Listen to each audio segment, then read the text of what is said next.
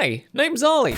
Let's get this out of the way right now. As per any type of work, you'll most likely find yourself disagreeing or being at odds with creative decisions taken. That goes without saying, I think.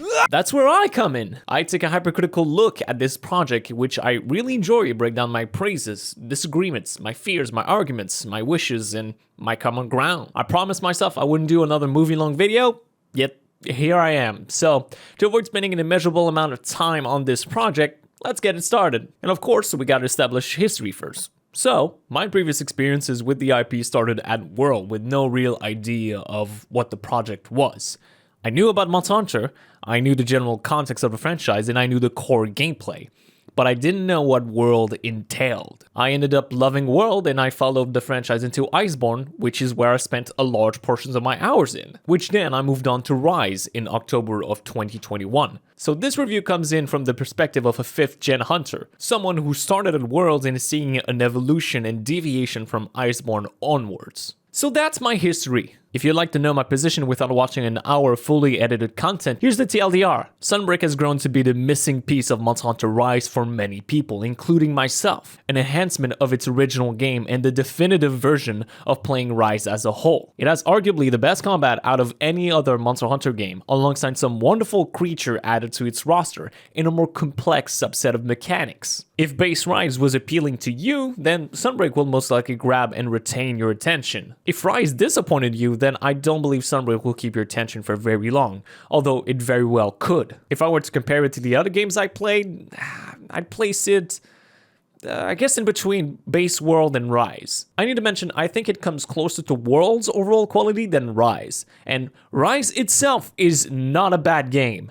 It's a really good game in which I have a lot of disagreements with its design decisions. But this is where I would place Sunbreak as it currently stands. My opinion will probably change as title updates comes out over the course of the following year, and of course rating games with a number can't really represent their strengths and weaknesses. You're welcome to disagree as long as you're willing to converse on this topic, but that is my condensed opinion on the matter. For the sake of shortening this review, I chose to omit recapping the mechanics, plot, added details, etc. Otherwise we'd actually be here for much longer than necessary. So, where else to start than the story? I think it's fair to say Sunbreak's story is quite disposable, both in terms of character development and meaningful story beats. It's unfortunately a characteristic Monster Hunter can't seem to shake off, and to my knowledge only had really managed to properly do once in Monster Hunter 4. Sunbreak does have redeemable elements to its story. It does have a proper progression of a narrative. It does have a central character at the core with an arc to overcome. At the failure of setting up the relationships between the beats and proper emotional attachment. I don't really understand the point of introducing, say, 10 to 15 additional human characters and effectively removing the cast of the previous game if they aren't directly tied to the story of the monsters affecting the ecosystem. Despite the connection the final boss had, both in terms of visual identity and thematic resemblance to both Ibushi and Narwa from Rise, Minato and Hinoa, they're completely absent from the events of Sunbreak, even though they had a special connection with these monsters, and potentially with that one instead. Why weren't they present exactly? Who knows? Rondine, the sister of the main character Fioraine, was only served as a tool to travel a player from Kimura to the Elgato outpost. Master Utsuchi, who traveled with the hunter, only appears in the first major cutscene of the expansion and teaches you the new systems added to Sunbreak, only to go back to Kimura straight after. Kagero is used for one full conversation to set up an entirely new character altogether. You could make plenty of reasoning as to their lack of presence, but that's not the point I'm making. They just aren't used properly. They aren't even used at all, which is something Iceborne took into consideration way more. Even the new cast doesn't fare much better either. Bahari is just an exposition mouth with the personality of a pretentious ass. Dr. Tadori only gets involved to solve one thing and get tossed aside immediately for the rest of the plot. I understand the fairly difficult task of giving every single character a meaningful implication of their reasoning for not being present, but that doesn't make a good story. A writer's job is to organize the character into a scenario that's applicable to the events at hand, thus crafting what is best for the story they are trying to tell. Hiroshi Yamashita did not include the previous cast from Rise, not because he couldn't, but because he wouldn't. I don't dislike the new characters necessarily, I think they have their charms, certainly. Fiorin is the classic royal stuck-up knight, bound by duty and honor. Bahari is their young blood that doesn't work within the conventional system he's placed in. Chike is a young woman stepping up to prove herself to the world before becoming the monarch who rules fairly. Galeas is the immovable wall commander. With a tragic past, he strives to never repeat, no matter the cost. These characters are tropes, yes, but could have been used to greater exploitation of the philosophy in a universe such as Monster Hunter and what would be the relationship with the animals in nature. These characters don't have flaws. Galea's cautiousness is proven to be correct. Bahari's methods ended up being the only way to reliably track the effect of the Quirrell. They don't learn lessons from their journey. They don't change from the events of Sunbreak. They aren't even mentally or physically affected by much of it. The only character that gets scarred both physically and mentally is Fiorin, and she's the hidden main character of the expansion because much of it is done only in urgent quests. As someone who has played this expansion basically non-stop for a few weeks now, I can't even begin to tell you what is happening inside the story outside of two major plot elements. One, there's a bunch of small endemic life called Quirrell going around using monsters as their personal meals. And two, Fiorin gets injured at some point, so we need medicine to save her. That is the extent of what I remember from Sunbreak's story. The heavily marketed three lords, well, they don't matter in the slightest in the context of the story, and maybe you can make a reason for Malzeno at best. The story of the Citadel on the day of the apocalypse, as they call it, irrelevant. Admiral Galeas being directly linked to the first appearance of Malzeno and the days home and people were murdered? Throwaway line in a ballroom meeting. Set up the final encounter. Now why would we want to do that? The quest damsel Chike being heir to the throne? Utterly pointless to the events of the plot. The reasoning and personal motivations for Fiorin for fixing the imbalance of the Quirrell have made? Pretty flimsy. There's so many story threads they chose to completely ignore in order to focus on the Kyoto's mystery, which in itself is, to me, a great through line to relate to the overall ecological disasters. This could have been used to great advantage to convey certain dangers. In fact, there's a scene later on which the Quirrell have eaten the life force of the entire Citadel and the land is barren as you fight off a Lunar Garen. Seeing the devastation these leeches bring to an ecosystem, if left unchecked, is amazing to convey the power they have. However, this came at the expense of removing the significance and presence of the rest of the cast, which also includes the monsters. Upon completing your first hunt in Master Rank, you're being given a scene in which you have an encounter with a Lunar Garen. The way this is set up makes me think this will be a recurring nemesis, which serves as a minion to Malzeno, but no! Lunar Garen never reappears in another story cutscene. He's not being given significance, not even affected by the Quirrell, which is strange because he's the only one that's present when they have devoured everything else. He's just a means to get you the Master Rank 4 quest. Similarly to it, Garen Golem is simply disturbed by the presence of the Quirrell and isn't affected much outside of it. Here's another example. After defeating your first Lunar Garen, you're given a scenario where Fiorin is poisoned by the Quirrell and needs medical attention. During a board meeting, they mentioned that the Quirrell works similarly to a virus in close proximity to the frenzy phenomenon of Gore Magala. Then my mind started to try and follow a pattern here, seeing where they were going with the story. And I was like, oh, wait, hold on.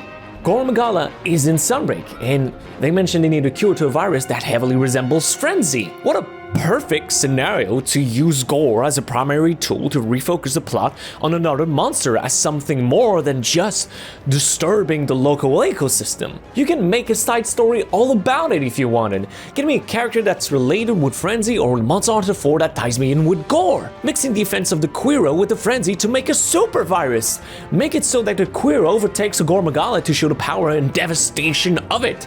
Anything, really, but no. Gore only has a passing line regarding his presence and only appears as a key quest monster to defeat in the same way as Shigaru Magala. They are just disturbing the local ecosystems.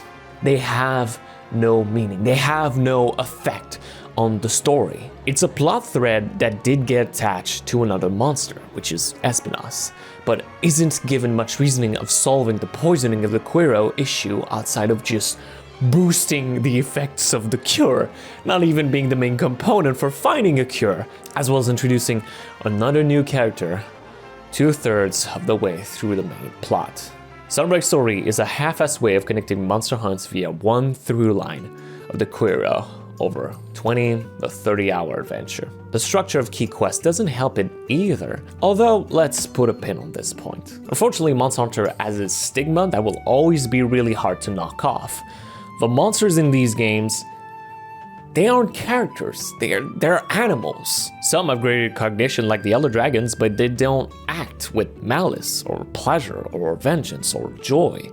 They act out of instincts like most animals do. Building proper foes of these animals is nigh impossible because you have to circumvent many more issues than necessary. So if making a monster evil is hard, why not make the humans evil? It's still baffling to me why the writers haven't done a How to Train Your Dragon 2 type of thing and pulled off another village is building a monster army trope. If the monsters aren't meant to be villains in these stories because you like to keep them mythical, then fine, make some humans the antagonists of these stories. If Monster Hunter is a series about respecting and coexisting with nature, why don't they use a character that goes against that philosophy? Typical and easy theme? Yeah, sure, but a trope on its own isn't a bad thing necessarily. So I'm still baffled by the idea that every hunt during the main campaign is always about a monster running amok and causing problem for the ecosystem. Even World had more reasoning for its main story contents. Sometimes you had to save someone because a monster ambushed you. Sometimes it was a rescue operation. Sometimes it was a gathering operation. Sometimes it was a siege to move the plot forward. Sometimes it was because the monsters were territorial and the characters couldn't make any grounds on their chase. And sometimes it's because the monsters disturbed the local ecosystem. A lot of this segment on Sunbreak has been fairly negative. And I'm willing to bet most veterans don't really care about a cast of human characters that are going to be replaced in a later game. But I'm going to disagree on this point. I agree that Monster Hunter stories don't have to be heavy or extremely developed. You can probably expand the world scope and complexity in side games like stories, for example. But why not give it a shot in the main games? Most veterans love Monster Hunter 4 because of its use of Gore Magala as a great center point of that game's story. Iceborne maybe didn't resonate with some player but helped to provide satisfying results for others. So what's the harm of giving angry gameplay only apes a skip cutscene button? What do you get to lose at trying to expand the character's relation? I'm gonna get a lot of flack for saying this, but this isn't a Last of Us Part 2 situation where f***ing up the story is detrimental to the experience. This is a Pokemon fair. Pokemon veterans fell in love with the added complexity of Black and White's story, or at least a good majority of them. Monster Hunter is already a series that appeals to older types of player compared to Pokemon, so let's match it with something with a bit more meat on its bones. This isn't great storytelling. This is Scooby Doo levels of mysteries and complexity. And Scooby Doo is great for what it's meant to be, a cheesy 70s cartoon for young kids to teach a basic morals of honesty and friendship. Here's my question for new and old players of this franchise. Would you be content to always receive the same basis of a Scooby Doo mystery plot every game following Sunbreak? Or are you perhaps aching for something that challenges what the Monster Hunter universe can provide in storytelling? Because I tend to lean towards the latter. On a more positive note, Fiorine is great. She's the only character in which her actions have consequences. She goes through decisions she regrets and learns from them. She's the only one that changes her flaws by the end of the game. We'll just have to see if they accomplish something else for the other DLCs incoming for the next year. I think it's a little too late, but for what it's worth, I'm happy how Fiorine was done as well as the implementation of the Quero. But the general structure needed work to allow better quest scenarios and just have stronger story beats in general.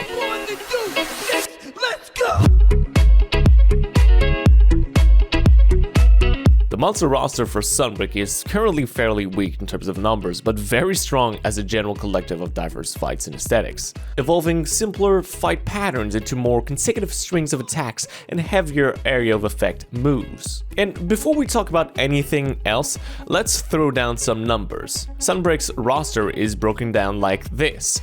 There were 4 new monsters, 4 new subspecies, 1 new variant, and 8 returning monsters, with 17 in total in added roster size without the title updates.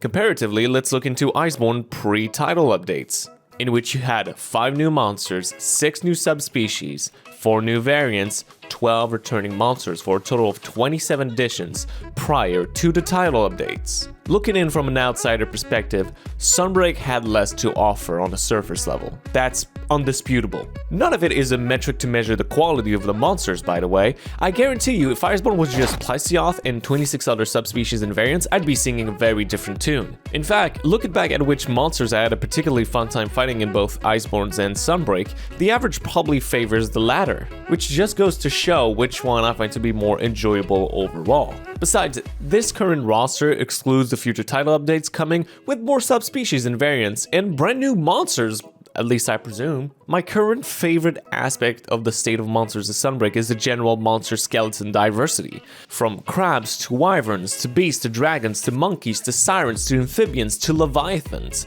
It's a joy to hop into a quest to hunt something with nearly completely different proportions from hunt to hunt to hunt. It's refreshing coming off the boots of Iceborne, where everything was either a flying wyvern or another type of wyvern altogether. So maybe there's less overall, but I believe the quality has been upped by quite a few modules to avoid the same traps as Iceborne did fell into. This was my first interaction with some of the fan favorites like Gormagala and Seregios, and I found them to be just as exciting as I heard them to be. I think the new subspecies and variants are fantastic enhancements or diversions of the original, not just because of a simple color swap, but also by the way they fight and look. So the Pyraknakadachi shares the same element, but is an enhanced version of the original, befitted with horns atop its head, similarly to many depictions of Onis. The heated scaled magma muldrons similar to a Lavasioth. The demonic eyes of the Aurora Somnicanth being even more pronounced with what looks like veins frozen. Subtle, but still perceivable. They aren't massive deviations either, which is understandable for subspecies. So the sense of familiarity is still present. Perhaps my favorite touches for the Master Rank expansion was the updated moveset and fights for the base monsters.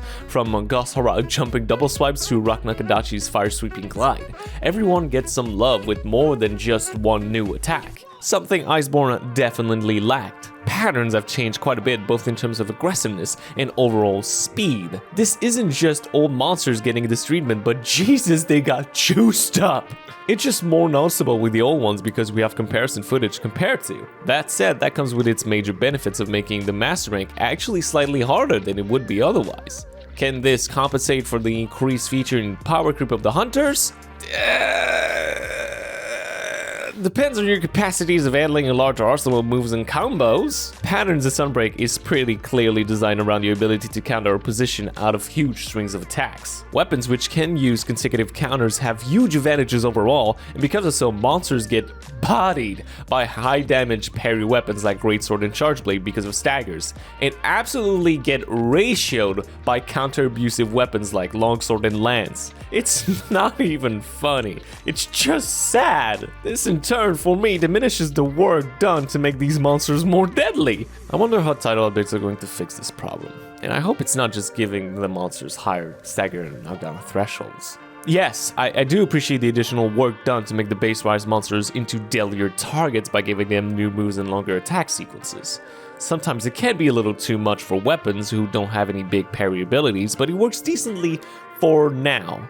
I just hope it's something that'll get reworked into later entries. Now let's talk about the new folks. The Three Lords don't really have that much story significance. I've said that much earlier on. Their presence on the battlefield, however, is a different beast altogether. First and foremost, Garen Golem, an unflinching beast whose primary tool of fighting is via the devastating forearms it uses to pummel a hunter down, excavating rock and moss to inflict water and blast blight on its prey. A monster that perfectly embraces its concept of sheer muscle power, in similarity to Urjan. He's straightforward, but his tracking will surprise you, as well as the distance he can cover using its move pool. It's a great mid-game fight that rewards smart positioning to knock him out if you're able to deal enough damage to specific areas. Next up is Luna Garen.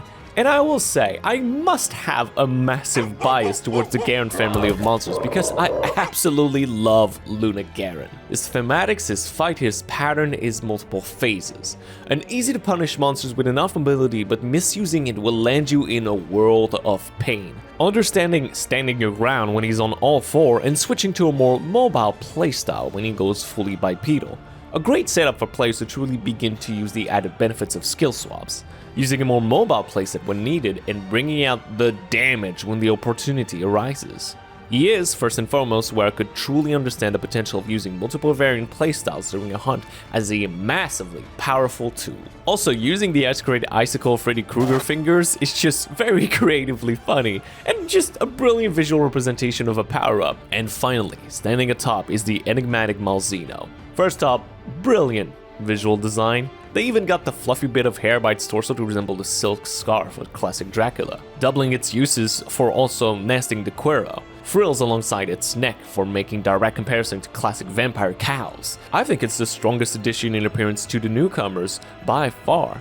Fight-wise, he's fast, agile, and relentless. Great mix-ups of tracking orbs, curved dragon energy blast that are quite tricky to dodge, straight line attacks that comes in pairs, teleporting abilities, and a brand new element to fight off, Blood Blight. Malzeno is quite fantastic in his own right. He's just as great of a flagship as any other. Not you! Go back in the corner! The final new addition is Geismagorm, a terrifying version of the devil himself. Visually, it's both an amazing representation of an archdemon, but also an interesting contrast to Malzeno, who's inspired from Dracula. Dracula, in its original story, did make a deal with the devil.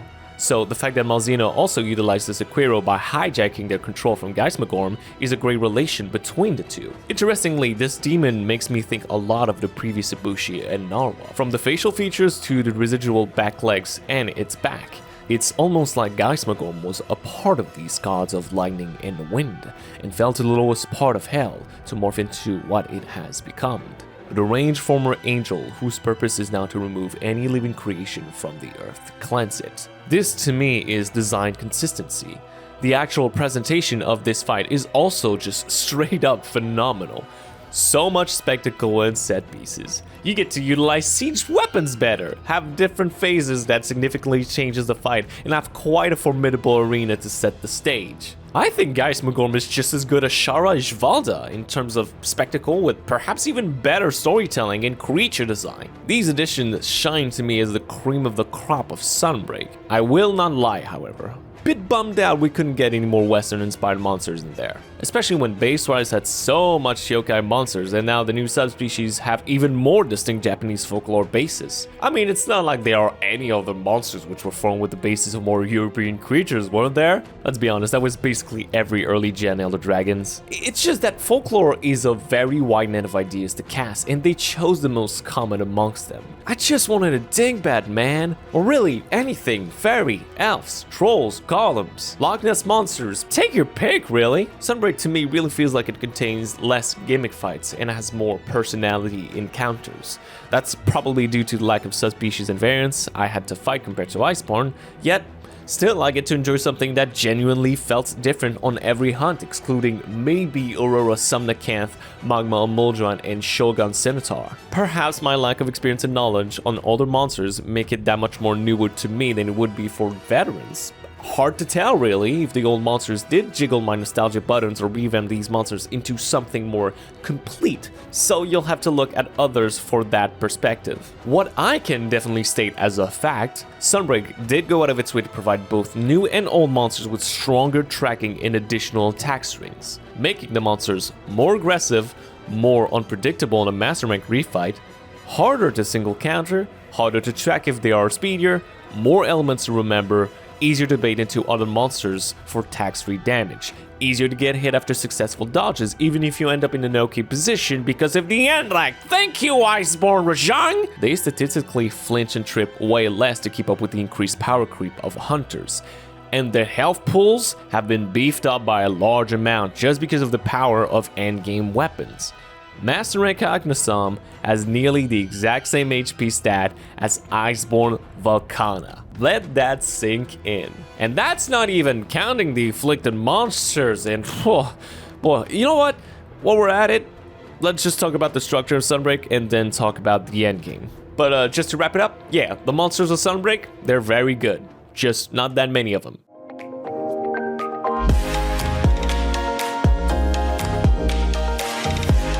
Sunbreak's story and mission structure is a classic and pretty much unmovable. It works into multiple steps, which requires you to complete a set number of key quests before handling an urgent quest, which leads the player to have a moment to focus on the plot before returning to more key quest completion, which then allows you to progress onto the next level of Master Rank via another urgent quest. That comes as both a benefit and a compromise for the progression of the players. It's a benefit because it's a story progression where you get to choose which target you'd like to take on first, which one you are interested in defeating first. You're aware when story progression is happening, and they are coming in at a set pace similar from one another, so you'll never have to lose track as to where you are in the story.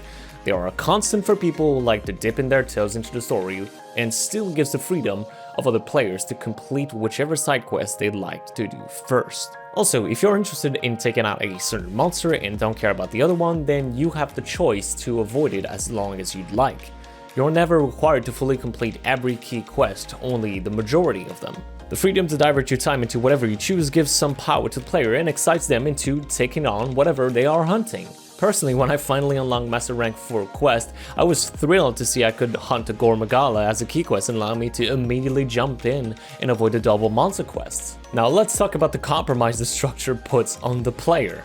First up, while choosing key quests is a good idea in principle, Sunbreak simply does not have enough new additions to the roster to complete that requirement to fill every quest and urgent quest with brand new exclusive Sunbreak encounters. So a good bunch of them are just repeat monsters from low and high rank, and some of them are double monsters takedown from a lower master quest rank. Sometimes it does make it feel like Sunbreak just did not have enough content to justify every rank. Second off, the story can never surprise you because of how it's structured. By the time you fight off your first Garen Golem, you know exactly how long you have left until to beat this expansion.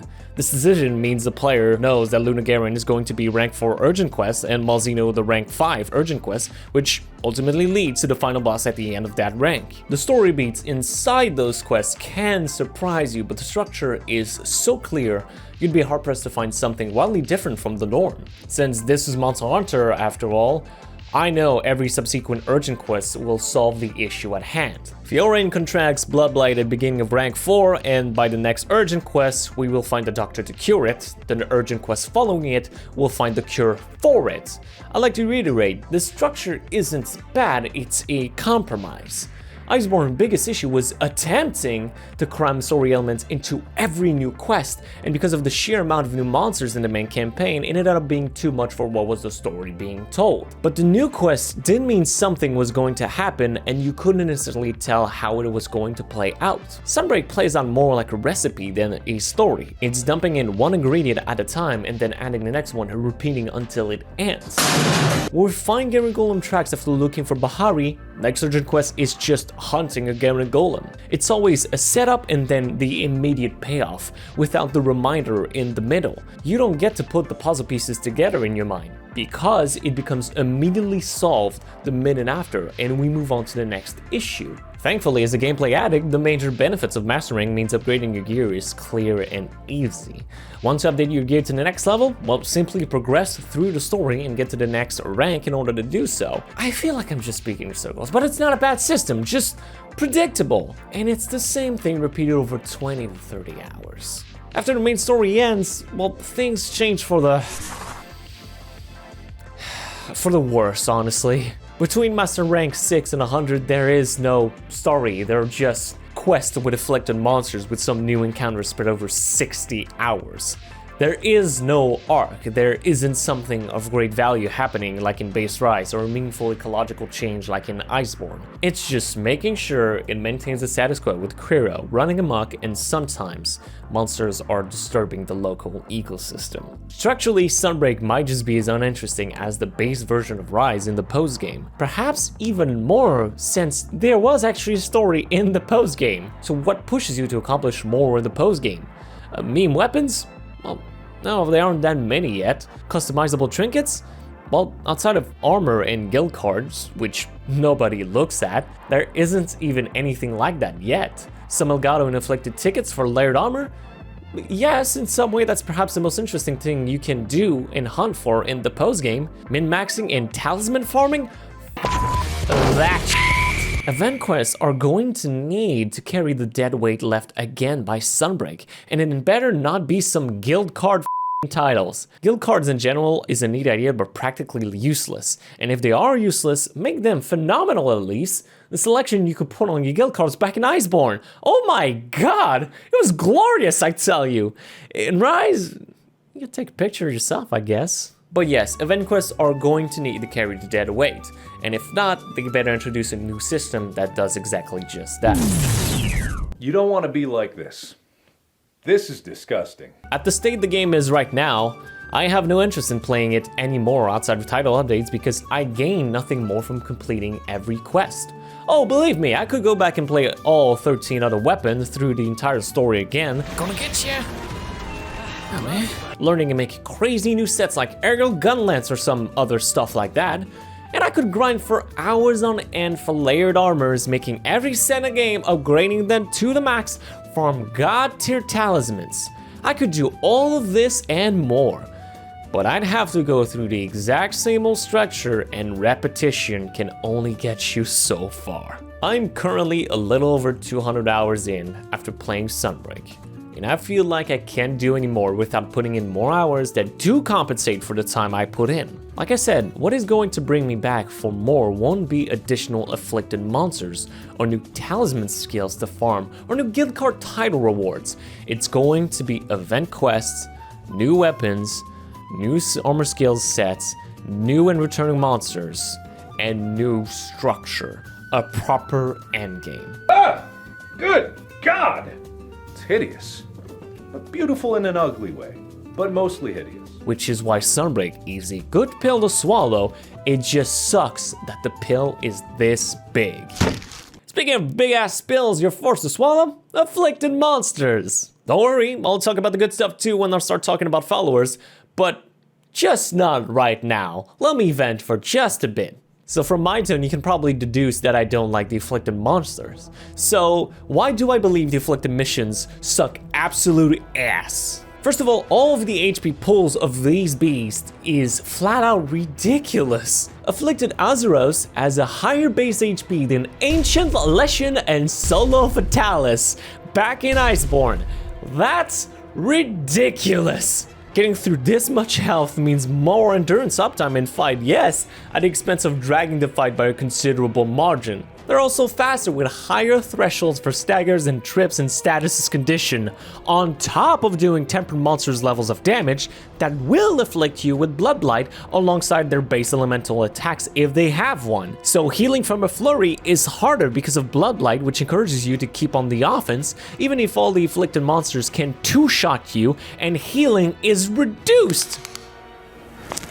Ooh, that's kind of small. Think Bloodborne if fights were 12 to 20 minutes long instead of 90-second burst of action. You think that's not enough, you say. Well, they also have specific weak points that will randomly appear on their bodies that may make you focus a particularly hard or small part of their bodies, which if you fail the burst by attacking it, will explode in your face. Oh, I forgot to say, if you want to access the highest level gear possible, you need to find them, and you will need to find loads of them because they barely drop any material. On top of not knowing who's going to drop which material because your weapons are probably made of higher tier monsters that are not added to the afflicted monsters yet. I hate doing these fights. I'd rather fight 2 tempered Kirins from World at the same time than doing this bullshit. They're so clearly designed for multiplayer because of their multiple spawning courier swarms, so that you can gang up on them and completely leaves out the sole players in the dust. And the anomaly core themselves, they are so counterintuitive.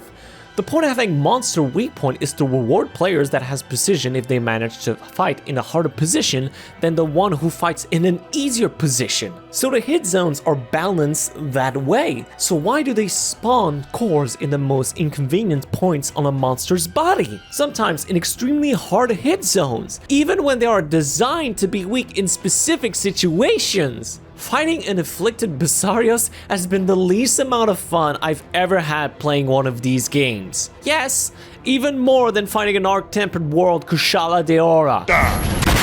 Short Weapon gets the shaft by this decision. So you're a hammer player and you're fighting a Rathian. Two swarms of Kuros are afflicting both the wings of the monster and you're playing solo.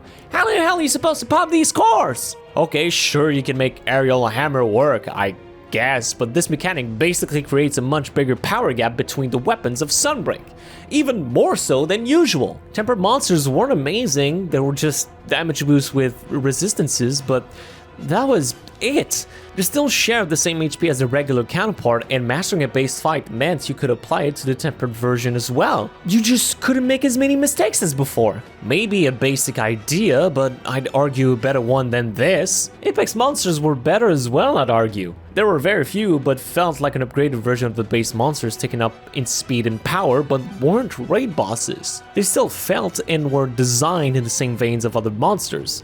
Again, you just couldn't make as many mistakes. Afflicted either punishes you for having a bad weapon, lasts too long to be enjoyable despite focusing on hyper-aggressiveness in an already fast game, places core in spots where the hitboxes are really finicky, or afflicts you with so many statuses it's basically like fighting an Espinas. Oh god, I'm not looking forward to fighting afflicted Espinas. On paper, I will admit, focusing on different parts that some may be unfamiliar with sounds like a good idea. In execution, it becomes one of the most monotonous tasks to complete for any endgame. And they are the entire endgame. Corporate needs you to find the differences between this picture and this picture. They're the same picture. On a more positive note, let's take a complete 180 and talk about them sweet, sweet follower quests. They're pre-made quests in which you have a choice to either help an NPC complete an assignment or simply hunt with a party. Helping these NPCs not only rewards you with the usual materials of a hunt, but also blueprint for an armor set or a new weapon. And completing the NPC questline means you can enroll them into full survey quests in the future. And from what I've played, it seems like the monsters are still scaled to be in solo, yet you can up your own firepower by a large portion by having an enormous amount of help by your side. The sheer utility of having a heavy bowgun user and a hunting horde player is immense in taking down a beast.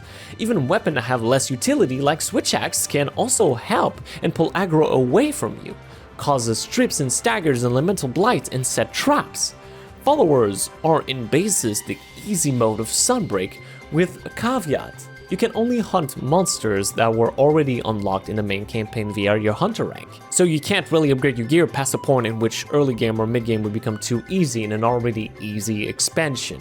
As a general viewpoint, follow quests are a direct response to the lackluster reception of having temporary party members for rampages, which was one of my many nitpicks of Rise. They felt a lot more akin to the first quarter of the Fatalis fight in Iceborne, an actual NPC to help you and provide utility to a much higher degree. You're able to create a meaningful connection to these characters because they are applied to a scenario where you encounter them more frequently and will use them more frequently, which could be a large reason behind the general and more positive reception of secondary side characters in Sunbreak than base Rise. If you wish to farm certain monsters in the campaign, then there is most likely a follower quest to hunt it, and that will also give you more rewards than usual because of the NPC's questline, as well as making the general hunts much easier due to their utility in a fight. Plus, you get neat dialogue by mixing and matching different hunters together. I personally am much more forgiving of the easier difficulty of follower quests because that's the point. Having a larger party to actually hunt with, and these quests being detached from the hub quest, means you get the main experience that doesn't get sullied by an easier difficulty. If you'd like the game to be easier, well, just play follow-up quest. There are enough monsters and variety to keep you satisfied for hours, and then once you feel confident enough to fight an actual main monster solo, you can come back to face it in the hub quests. There are many things from Rise I'd like to see return in the future, but follower quests are amongst some of the very few ideas that struck gold. The AI is fairly competent as well. Kind of surprising a longsword user doesn't flinch me every 5 seconds, but they retreat if a monster goes to sleep. They place bombs wherever they are immobilized. They attack only wherever you get attacked or start a fight. They go out of their way to not steal a wyvern ride and leave a zone only to come back and wyvern ride themselves. Follower quests are a huge success in my book. They provide great added material and characters in a story that desperately needed it. It means that the hunter can create greater connection through a mute avatar, which is a very hard thing to do. It means you get a more comfortable taste of an easier Monster Hunter multiplayer experience without the frustration that comes with it. It's a neat addition to better tie the idea of collective hunters. Fiorin will accompany you through most of the urgent quests through the campaign, essentially fulfills the same goal, creating a meaningful presence these characters wouldn't have in any other scenario, helping players through what's maybe a hard mission and conveys the idea of an actual community of hunters all living in the Elgato outpost. This wasn't just a half-ass idea that became another palico added to a party. These are hunters with the skills to back it up. Follower quests are phenomenal.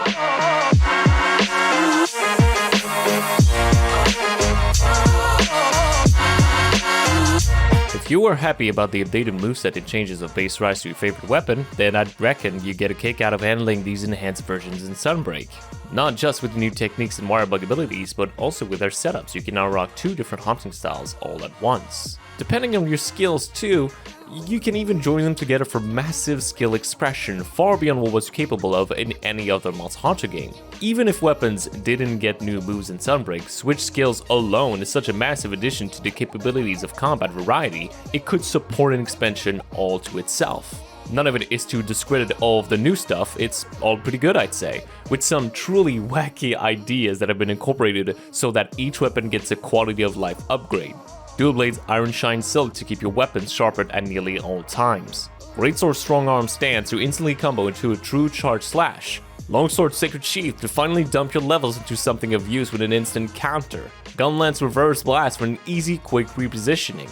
Switch Axe Elemental Burst Counter to again counter with an insane amount of elemental damage. Bow's Bolt Boost to increase the efficiency of critical range. Heavy Bowgun's Rising Moon for major utility for ammo management. All utility moves that serves to increase the tempo of the fight, further increasing your uptime in battle, which is the best part of Rise in its entirety. Sunbreak also took the time to add more offensive options for every weapon, either via base combos or submine attacks. Speaking as a Dual Blades user here, Spire Slash has become part of nearly all of my hunts now, since it's a great damaging elemental moves on top of not sucking ass like Piercing Bind. A shame I can't say the same about Side Slash, but you can't win every battle now, can you?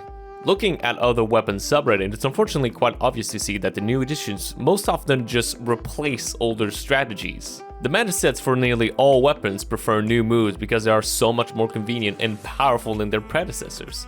I was already quite skeptic of having so many large and powerful new additions that now you not only have more damage but also utility at the same time. And I think it's a bit too much in certain scenarios. So let's take a look at Sacred Sheath for example.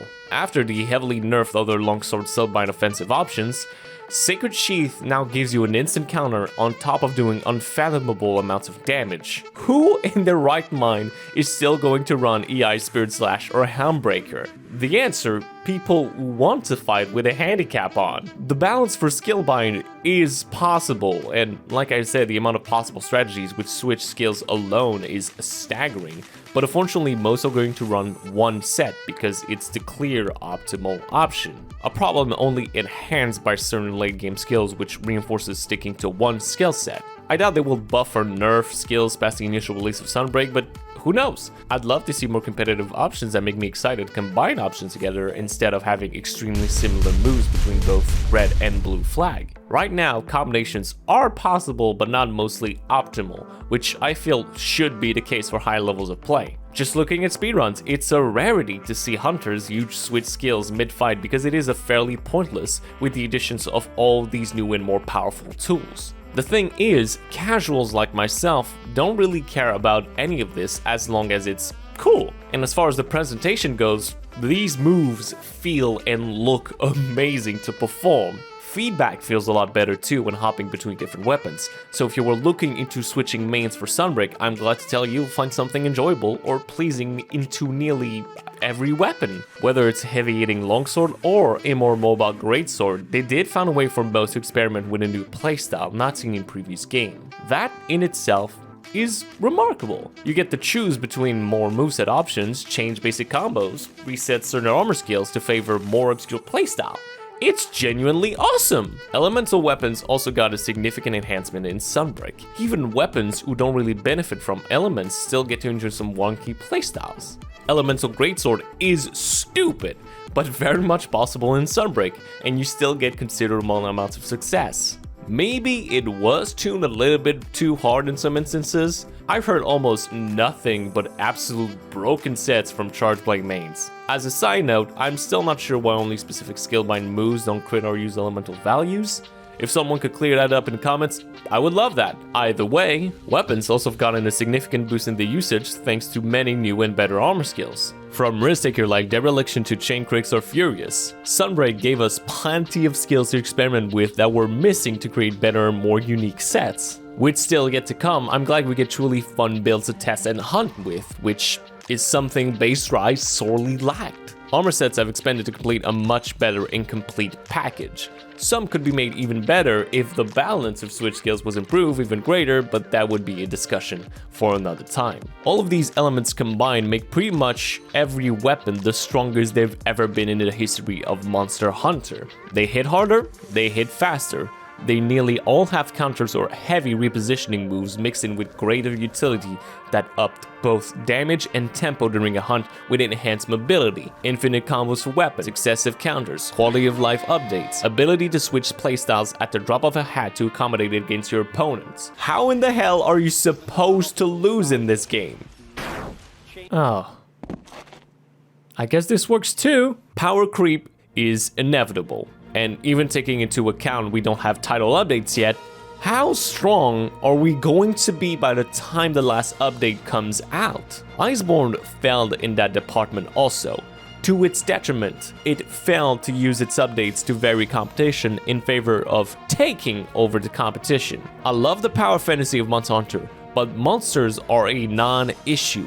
Even with the harder afflicted variants, it makes me worried that the further we go along, instead of producing great monster kits, everything is going to one-shot you to compensate for the increased powers and unbelievable amounts of possible counters the players have access to. If I take Sunbreak as it is right now, a game that thrives in the midst of a fight, where action is its priority, to play anywhere, anytime, with anyone, no matter the context, then buffing the weapons to have Devil May Cry level abilities is great. As a path future game will follow, less so. Integrity and loyalty, contrasted with creativity and innovation, is a tightrope walk to manage. Nigh impossible. World was already leagues forward into breaking new grounds for the franchise that many veterans felt strayed away from. And if World did this, then what is Rise in comparison? It's like going from old rotary phone to Google Glasses. That leap is astounding and should be seen as great progress, but not the road you'll follow. As a standalone project, Sunbreak doubled down to up the antics of fights, and it ended up working superbly. Putting it into practice was a little bit harder. It feels as if the mechanics cannot be utilized at their full potential because of poor balancing. It feels like monsters will have to deal absurd levels of damage or have attack strings so long you won't be able to counter every hit, or else you'll just die. It feels like the new additions are much stronger than its older counterparts. It feels as if you are made to not engage in certain mechanics to avoid problematic hunts and sets. This to me is a power fantasy. Sunbreak has the greatest combat mechanic I've ever played, which rarely can be used to its maximum potential.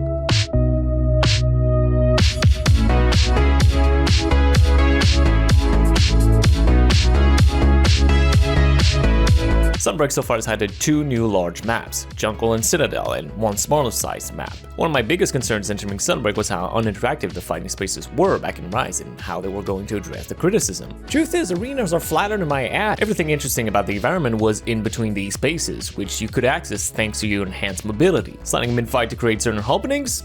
Pretty much gone. Environmental hazards to use to your advantage? Pretty infrequent. Ledges to chain jump attacks in between? Well, they were pretty rare as they were. The terrain was flat to allow easier ways of both traversal for the monsters and clarity of fighting grounds. While not every concern was touched, most were reworked in older maps and incorporated into the new ones to add a little bit of spice to each fight. And zones feel distinctive because of it, so knowing where you can press your advantage by both using the Endemic Life and environment feels like a reward and less like a monster is just running away from you from one empty space to another. I can tell zones apart now and tell you something unique about them, which I really couldn't do before. They still unfortunately have the same constraint of having the pedal lay system, which I absolutely hate, and the overall Endemic Life mechanic, which I find, it's so-so. But there is a distinct and significant improvement that shows the difference in both the density of life these worlds hold, and 2, the balanced natures accomplished in these habitats. The consistency between them is also quite impressive, so it never feels like you're stepping into a completely different game either. There's always going to be a large central zone to fight in, with always an environmental space to trap the monsters in, and another zone with aggressive endemic life, hazardous flora, wall-banging beetles, spiders everywhere, spires, and vertical explorable spaces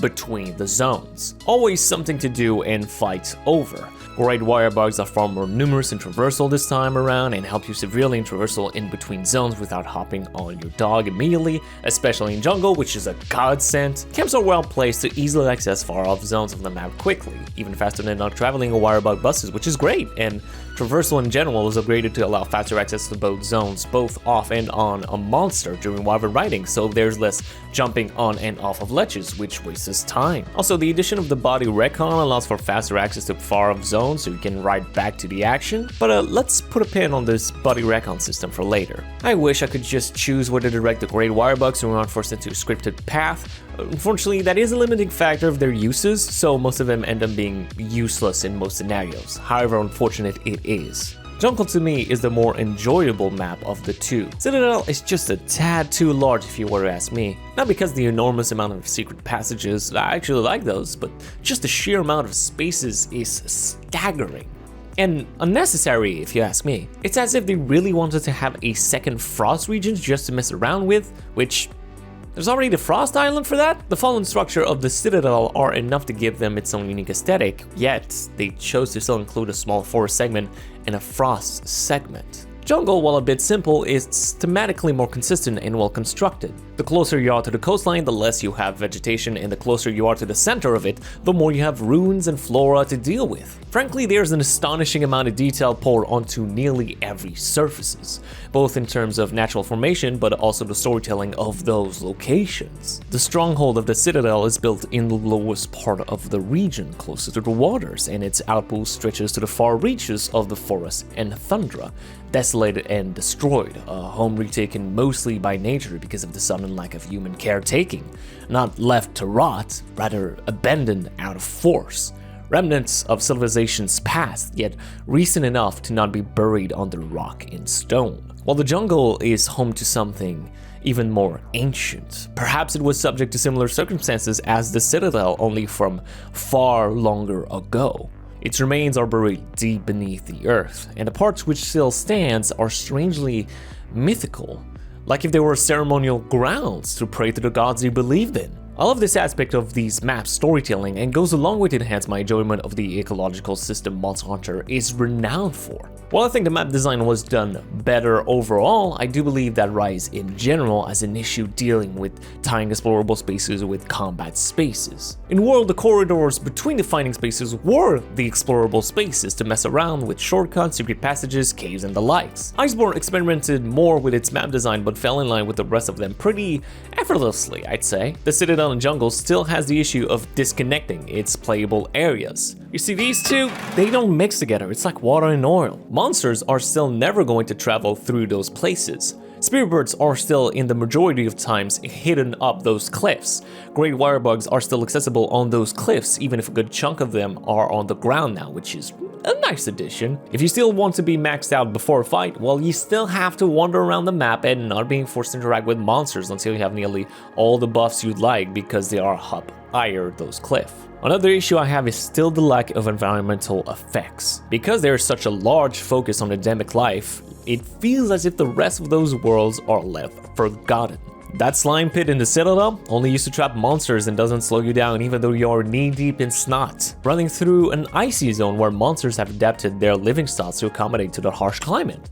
Well, stamina is unaffected for the player. Same with the fire regions, you need to stand directly on lava to even having a chance of affecting your health. Water is a non-issue, it doesn't slow you down at all. Sand pits don't pull you in, it only affects the 10-ton animal you're standing next to. There is a disconnect between what the terrain is and the relation the player has with them. Rise and Sunbreak wanted a more complex and complete Endemic Life system. That's the reason there's so much more to gather and activate with the fauna, but at the expense of leaving the actual grounds with no personality of their own. While World and Iceborne was well implemented with their Endemic Life system, they did remarkable in making the floor just as important as the animals living in it, and even more so the actual grounds, the environment. That in turn made it easier to understand the advantages and disadvantages the player could use during battles with the giants that roam the earth. Not temporary buffs, but triggers that affect the fight at hand.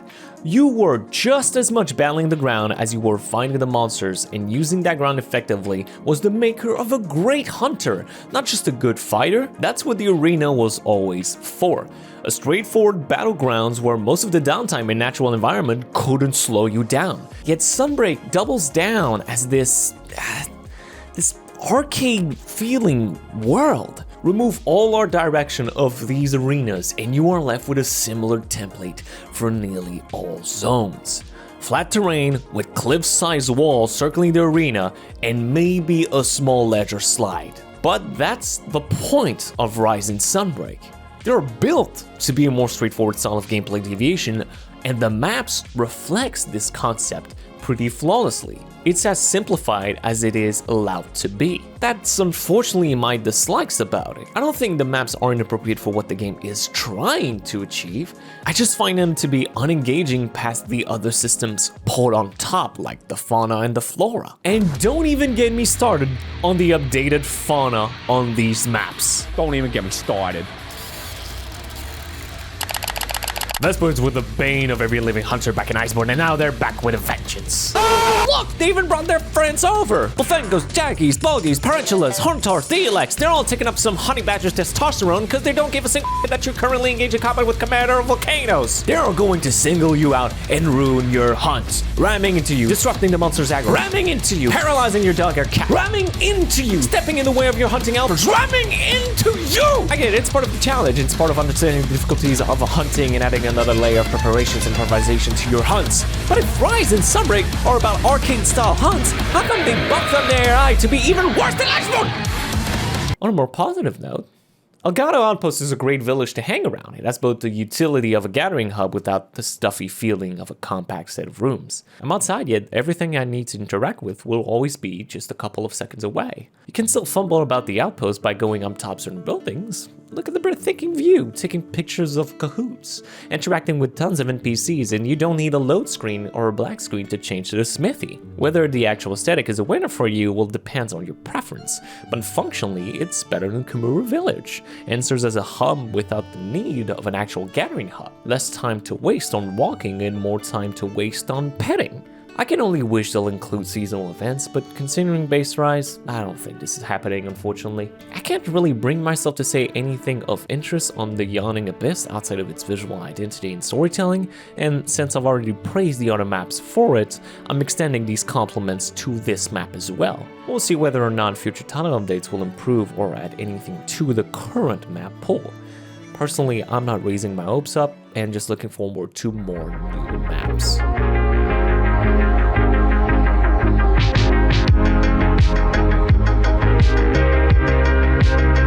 If there ever was something nearly all Monster Hunter fans will agree on, is that Monster Hunter has always been keen on fantasizing wielding weapons and armors of the gods. Their visual design has been constant for years to provide fantasy of power, and in certain cases, whenever it can be applied, lighthearted fun. Fashion hunting is and will always be present as one of the best fundamental aspects of customization done for the franchise, and Sunbreak follows in its footsteps quite brilliantly. After the disappointing look of many worlds of weapons and armor sets, Rise and Sunbreak made an effort to truly bring forth wacky, creative, goofy, ethereal ideas with great success. Could there be more unique or more modern reinterpretations of classic armor sets? Yeah, sure, but why change what was working before? Both the Palicos and Palimut's armors have received just as much love as the main Hunter characters, and it shows. The armor sets, they can be slick, they can be powerful, they can be silly, they can be bulky, they can be soothing, they can be everything you'd like them to be. Everyone gets something to love here, and I appreciate it. On top of that, as long as you are in the post-game, you can craft whichever layered armor gear you'd like to truly look as fashionable as you'd like. You don't have to wait for title updates in order to finally get your Otogaron layered armor set, which is already a major advantage compared to Iceborne. Thank the lords for this one. Personally, I fell in love with the new Royal Knights look, a classic fantasy high-class European medieval armor to suit along with your new outpost, Elgato. Speaking of, it was clear that Rise was using classical Japanese folklore aesthetics in both its monster designs and areas. Sunbreak, in contrast, is taking much of its inspiration from the West. Not only the armor design, but the multiple castles and boats, moats, bridges, coats, animal references, monsters themselves, architecture. It somehow feels like a breath of fresh air that the Japanese developers are looking towards the West for references that are still capable of producing its own spin on it. Just looking at Malzeno as a classic vampire Dracula stand-in would be a perfect start to understand their design philosophy. I will say, most of it does look a little stereotypical when it comes to the architecture. I feel like there's elements missing to truly feel accurate. Like, where are the barren croplands in the Citadel? Wouldn't it be nice to have a giant bell that fell from a church? Would it be better if the stronghold was constructed atop the mountains rather than by the rivers? And if so, where are the drawbridges and moats layered to avoid incoming invasions? Are these elements significant enough to ruin the art style? No, absolutely not. Besides, most of it can be seen through the lens of stylization. Are these nitpicks? I have. Yes. Sunbreak overall went out of its way to make its new gear just as amazing as the rest of the bunch and giving away a master rank buff to previous one. If there's ever a place where you can over-design armor sets, well, it's in master rank after all. I also have a feeling I might be more receptive towards these sets, if only because there are no two versions of a given's monster armor. I can't really confirm whether it's the case or not, but I think it places a factor onto the quality of those designs. For example, just take a look at Bishton armor set. Even just looking at it, you instantly are made aware of the design creep and can recognize which one is the master rank variant. More ornaments, more larger distinct details, just more. Again, you might favor simpler designs, but as far as going extra, well, this is it. And if any of them truly annoy you in Sunbreak, well, you can always just craft layered versions of the high rank armor set instead. I have almost nothing but praise for the visual designs of Sunbreak, and if anything, I feel like they tilted a bit too far on older content and not enough on new locations or monsters for visual diversity. I'm not discrediting these old additions, it's just a preference really, and well, you're welcome to disagree. Okay, so if the visual aesthetics are pretty well done, why is there still 3 minutes left in this segment? Visual cluttering! So Monster Hunter has a lot going on at all time. Loads and loads of information to be reminded and repeated of to understand well, especially in multiplayer because it gets hectic fast. From particle effects to explosion to smoke bombs and flashes, wire bugs, it's a lot to retain and understand clearly.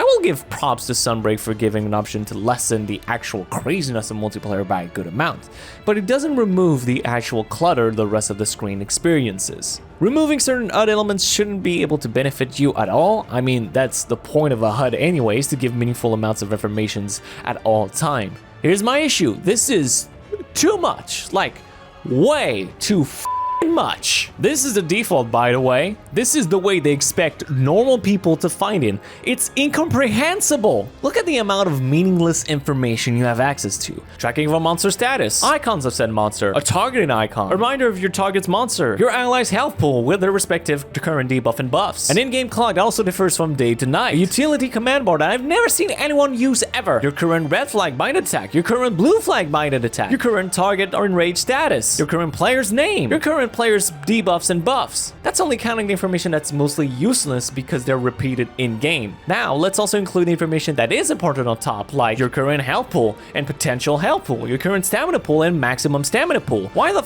is this even here? Just give me the amount of health I actually have. Your sharpness gauge for melee weapon, your minimap that includes all of the previous information of the monsters combined. Like, why would you even include the other ones then? Your item bar with your current item equipped, and if you are playing a weapon like Charge Blade, let's also include the weapon status and files. Oh, is that? You're playing a range weapon, you say? Then here's your current ammo count with your ammo list and equipable ammo types and coding. And here's what switch kills flag you're currently on, and how many wirebugs on recharge and which ones are available. And also, here's an item wheel with quick select, because going through an item bar sucks on top of having 4 distinct item wheels to choose from. And oh my god, this is it? Are we done yet?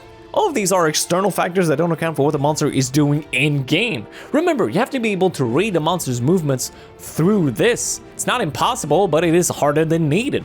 I'm glad we have more than enough options to fiddle around with. I guess my biggest question is just, why not make the default better? When most of your content creators have a video to help you turn off your players' HUDs and lessen visual effects, maybe the problem is the actual clutter on screen. Why do other more mature action games with arguably more complex mechanics do a better job with their HUDs and UIs? It's just baffling to me the amount of pointless HUD material and UI problems they did not fix. Everything is under some menus in here. Is the artistry of Sunbreak good? I'd say yes. It's pleasing and a different look for the franchise that's been looking like a generic fantasy war for a long time, and Base Rise injected a good amount of life into it with Sunbreak kicking it into second gear. Technically speaking, you'll rarely encounter hiccups or significant visual issues, but the user experience was... I had to manually fix it because they couldn't make the default good. And it isn't something like a button mapping where I can just adjust to a preference. No, the visual clutter makes the fight unnecessarily harder as the default settings.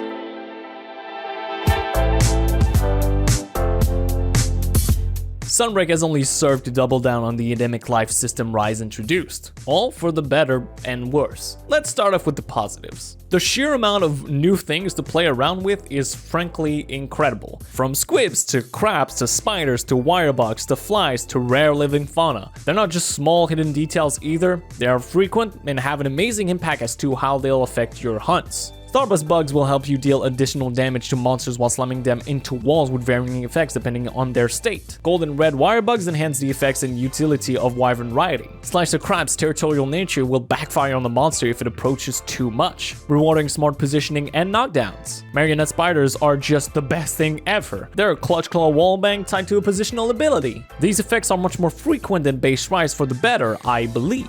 It makes the world feel more alive, makes it that much more interactive, makes the map just a tad more special between them all. Older maps benefited from these additions, and new maps could thrive when they were built with that concept in mind, giving personality where it was desperately needed. It even made sure to rework a problematic ability in Iceborne into a better iteration, the Marionette Spider Wall Slam Knockdown. If there is something I'll always praise about design decisions, is when a developer knows when they need to reintroduce a concept, but remake it to be healthier for the game. The overall utility these tools add is great. I love hunting helpers, and I love the interactivity of the fauna in these fighting spaces. The unfortunate truth about this system is the loss of tracking in pre-hunt preparation we're used to having. Gathering is that much more important in Sunbreak, at the expense of removing your knowledge of navigating the maps and understanding a monster's habits to reliably track it in the lost jungle or sparse desert. Your knowledge about a given monster isn't as important as your combat abilities. Hunting isn't as important as fighting in Sunbreak. Instead of raising your stats in events with the knowledge of potion making, which takes 5 seconds to consume at the beginning of a hunt, you are raising your stats to the max via Spearbirds, which takes 90 seconds on average. This is what Rise is described as, a game you can play anytime, anywhere, with anyone you want. Convenience and straightforwardness are the biggest thing that comes to my mind if that is the core theme of the game. Tediousness is as far and away the last thing I want in a multiplayer experience. I don't want to waste my time in the maps looking for helpers while being unattractive with the monsters the whole time.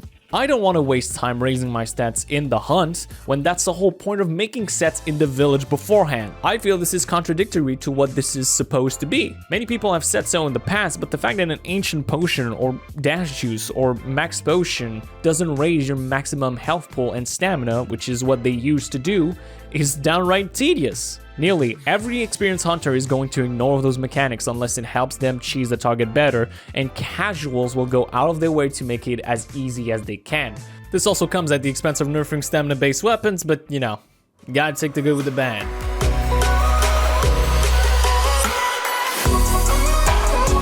Oh wait, whoop, that's the wrong one. Here you go, got it.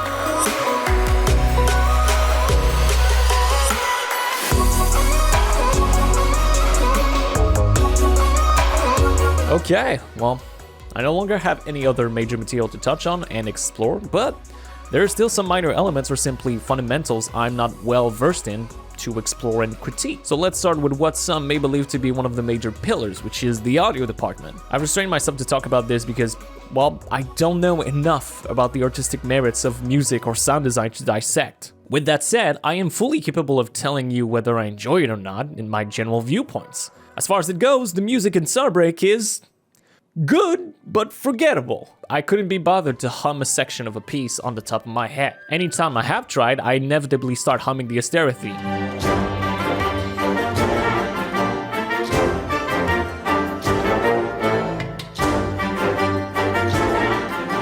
Or Basil Gee's theme.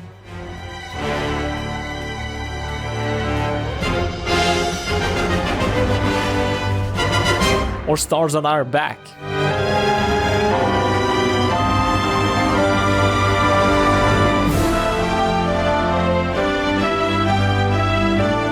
Or Nami Elf's theme.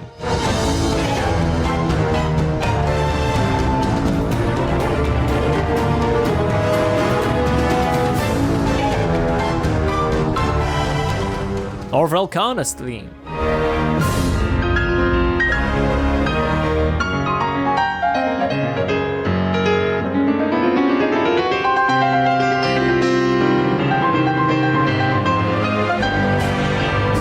Or, you know what, you get the point.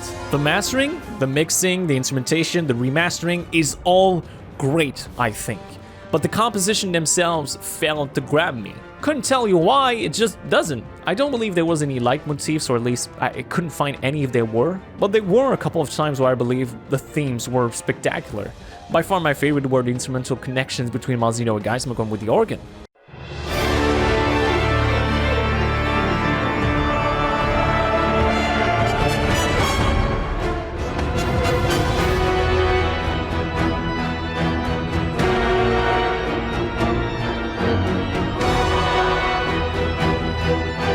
And the Elgato Outpost music is wonderfully soothing and calming.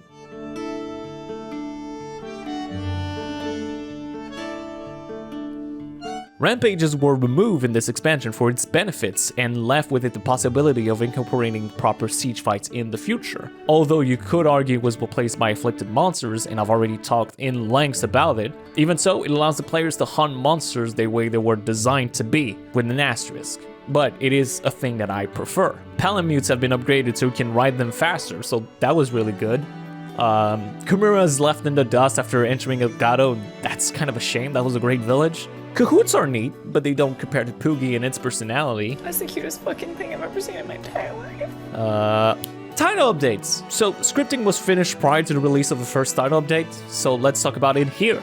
It was a hefty update with 4 returning monsters, each with great qualities that avoided my fear of incorporating one-shot carts to every following hunts, while also introducing a system with a one-shot carts mechanic needed to augment your weapon to the max instead of doing it via event quests with cosmetic rewards.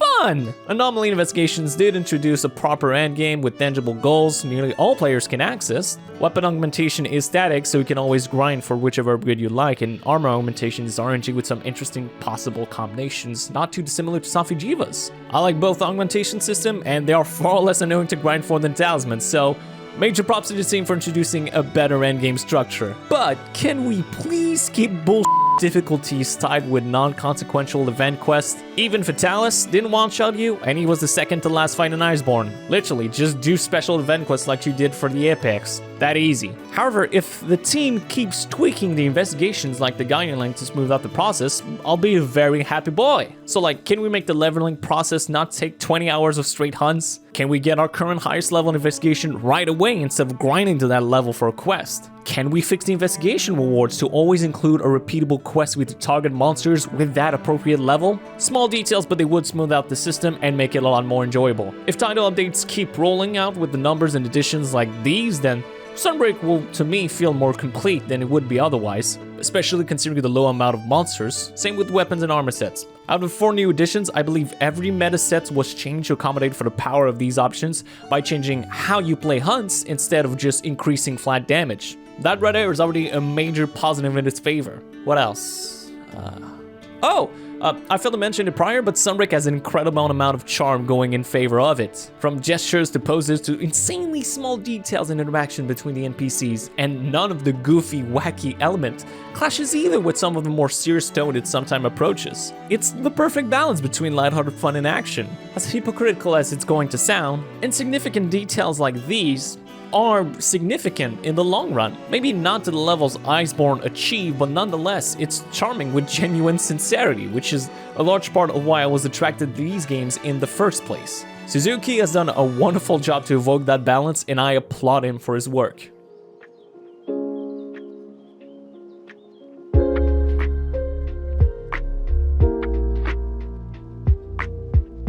So, with the dust settled, let me simplify my position again on Sunbreak. It has mostly revamped a base game into something much greater with what was given. It fumbled in a few places, if you were to ask me, but stood proud where it mattered. Monster hunting is the core of the expansion, and it was given plenty of time to flourish into a blooming spectacle of diversifying sets of attacks. My issues at large are placed within the scenarios circling the principle, like the anomaly quests or the balancing skills, etc. I really wish future games will retain some of the core components of Sunbreak, namely follower quests, monsters, and some weapon skills as well. I disagree with some of the choices taken, but that in turn doesn't diminish the incredible work to polish this game like a pure diamond. To everyone who made Sunbreak, thank you for making it. Thank you for spending years of service and creative decisions into such a wonderful piece of work. Thank you for continuing to support your product post-launch with free updates to fulfill your creative desires and fan expectation. I am hypercritical about which media I consume, but my passion for these subjects are only present because I care about these IPs. Wanna know why I stopped making Sonic Frontiers content? It wasn't because I was getting yelled at, it was because I lost interest in the project. Sunbreak has only served to keep my attention for a longer time period because I believe your product was successful, and I wanted to continue being successful in the future. Here's to the people who share a passion for the Monster Hunter universe. And here's another toast for its future. Forever onwards to the next hunt.